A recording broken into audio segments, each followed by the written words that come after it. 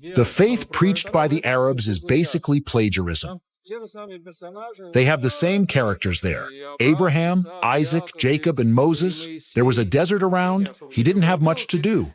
And let's just say he simply lived somewhere on the outskirts of the Christian world.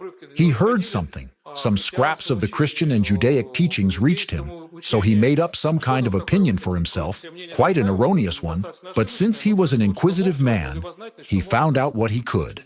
Unfortunately, let's say, he found out, well, he actually had little chances to find it out. Not only did Dvorkin call the entire Islam plagiarism, although it's the world religion that includes about 2 billion believers, but he even insulted the Prophet himself. Dvorkin called him a sick fantasist, possessed by demons. Then Muhammad had some strange visions and revelations. Some people believe he had epileptic seizures, and he was very afraid of that. He believed that he was possessed by evil spirits who forced him to become a sorcerer. Either Muhammad suffered from some kind of illness and had morbid visions, or it was a demonic possession. Or, again, the Byzantine fathers say he was sort of a storyteller who made it all up.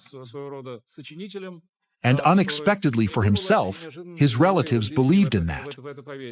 This outright slander by Dvorkin against the Prophet Muhammad caused an extremely negative reaction in the Muslim world. Representatives of anti-cultism systematically manipulated people's consciousness so that, at the right moment, citizens would respond with aggression. Informational terrorist acts of anti-cultists poison people's minds with the venom of hatred.